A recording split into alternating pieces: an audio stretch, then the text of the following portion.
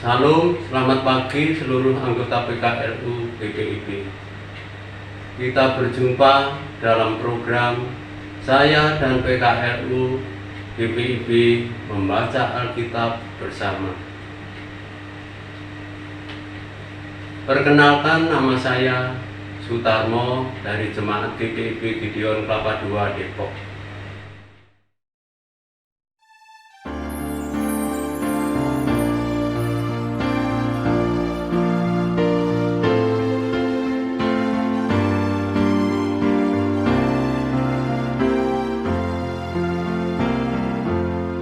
Apapun sukuku, apapun sukumu, kita satu di dalam Yesus.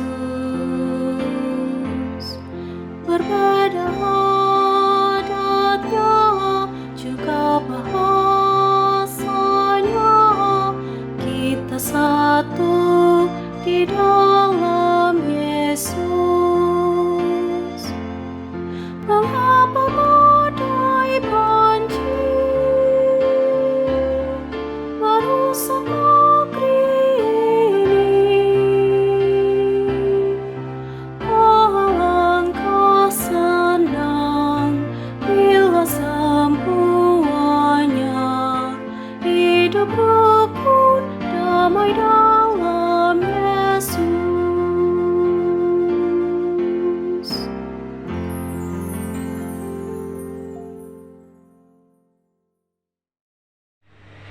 Sebelum kita membaca Alkitab, mari kita berdoa.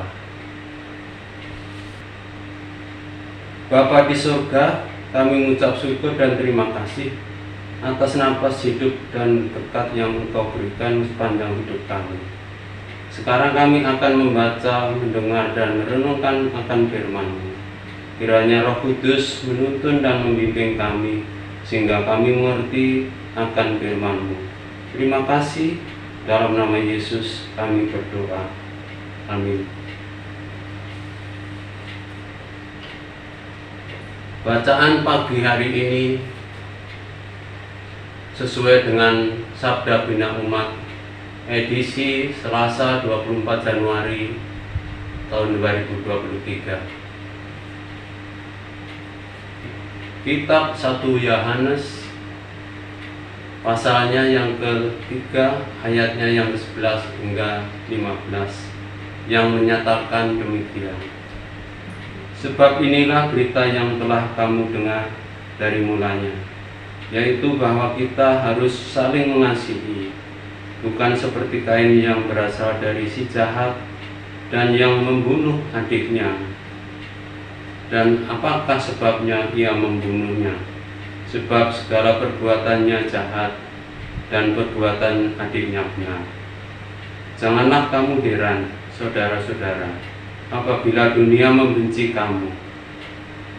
Kita tahu bahwa kita sudah berpindah dari dalam maut ke dalam hidup, yaitu karena kita mengasihi saudara kita. Barang siapa tidak mengasihi, ia tetap di dalam maut. Setiap orang yang membenci saudaranya adalah seorang pembunuh manusia. Dan kamu tahu bahwa tidak ada seorang pembunuh yang tetap memiliki hidup yang kekal di dalam dirinya.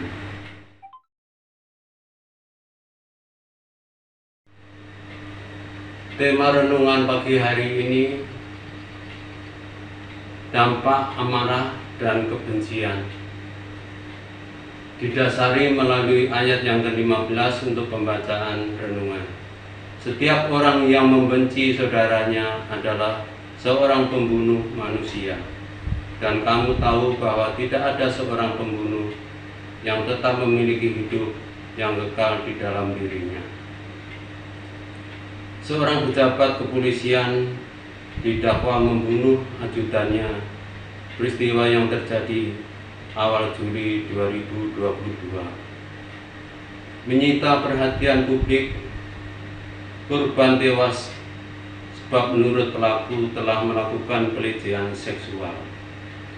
Pihak keluarga korban keberatan dan meminta penjelasan yang sebenarnya atas kematian korban.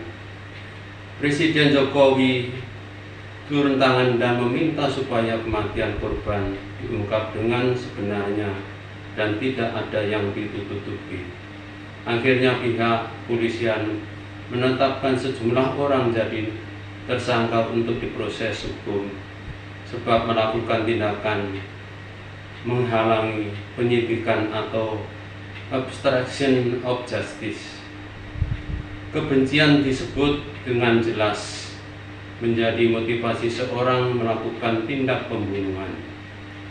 Membunuh berarti menghilangkan kehidupan yang adalah pemberian Allah. Kain disebut namanya sebagai contoh pembunuh yang dengan sadar membunuh adiknya sendiri. Perbuatan Kain jahat sebab sudah mengambil nyawa adiknya yang adalah milik Allah. Kain membunuh sebab dalam dirinya tidak ada lagi kasih Allah. Jadi orang yang membenci saudaranya disamakan sebagai pembunuh dan akibatnya tidak ada kehidupan yang sejati dan kekal padanya. Orang yang hidup dalam kebencian sama artinya hidupnya dikuasai kematian. Hidupnya yang tidak lagi dipimpin kuasa Allah, tapi kuasa dosa. Mereka yang mengasihi saudaranya tetap berarti kita sudah keluar dari kematian dan berpindah kepada hidup yang sejati. Perjalanan hidup hari ini bisa jadi syarat dengan tantangan. Mungkin orang yang terus mengusik hidup kita, mereka menyebarkan berita bohong tentang anggota keluarga kita.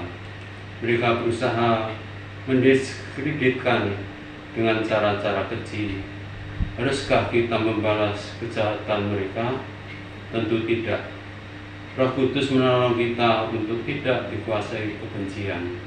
Roh Kudus memampukan kita menjadi pelaku firman Tuhan yang mengasihi dan menyerahkan para pembenci ke dalam tangan kasih Tuhan Yesus. Demikianlah renungan pagi hari ini.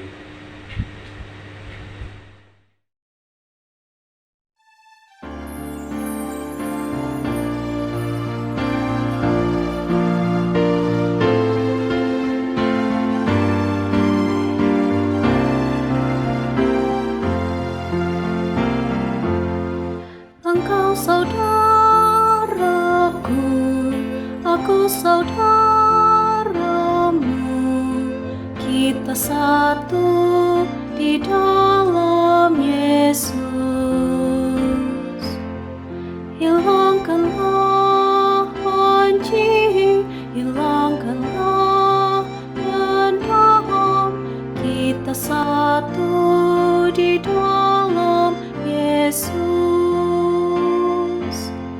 Mengapa badai banjir merusak negeri ini?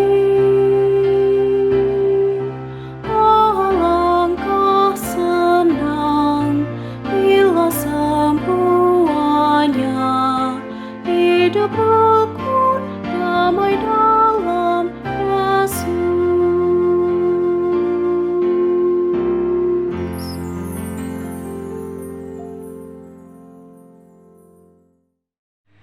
Sebelum kita akhiri renungan pagi hari ini, kita tutup dengan doa. Bapa di surga, kami mengucap syukur pada pagi ini diingatkan melalui firman-Mu. Jadikanlah kami orang-orang yang rendah hati, bukan orang yang pemarah dan pembenci. Dalam rangkaian doa syafaat ini, kami berdoa untuk Opa dan Oma kaum lansia GPIB. Berikanlah kekuatan, kesehatan dalam menjalankan aktivitas dan mengisi waktu di masa tuanya. Kami berdoa untuk Opa Oma yang mengalami kondisi lemah tubuh atau sakit. Tuhan, Engkaulah yang melawatnya dan memberi kesembuhan serta pemulihan. Kami juga berdoa untuk seluruh pengurus PKLU GPIB, tingkat jemaat, sampai tingkat sinodal. Dewan PKLU melalui program SPMAB dan program baru yang sudah tersusun dapat terlaksana seturut dengan kehendak-Mu. Kami berdoa juga untuk negara dan bangsa kami. Berkatilah pemimpin bangsa ini dari tingkatnya pusat sampai tingkat-tingkat daerah, karena dengan hikmat yang dari Tuhan, mereka benar-benar tulus mengabdi dengan penuh rasa tanggung jawab untuk mendatangkan damai sejahtera yang dirasakan bangsa Indonesia. Inilah doa singkat kami yang kurang sempurna ini, ya Tuhan. Sempurnakanlah doa kami melalui doa sempurna yang Tuhan ajarkan. Bapa kami yang ada di surga, dikuduskanlah nama-Mu, datanglah kerajaan-Mu, jadilah kehendak-Mu di bumi seperti di surga. Berikanlah kami hari ini makanan kami secukupnya, dan ampunilah kami akan kesalahan kami, seperti kami mengampuni orang yang bersalah pada kami. Dan janganlah membawa kami dalam percobaan, tetapi lepaskanlah kami daripada yang jahat, karena Engkau-lah yang mempunyai kerajaan dan kuasa dan kemuliaan sampai selama-lamanya. Amin. Opa Oma yang dikasihi Tuhan, selamat pagi, salam sejahtera.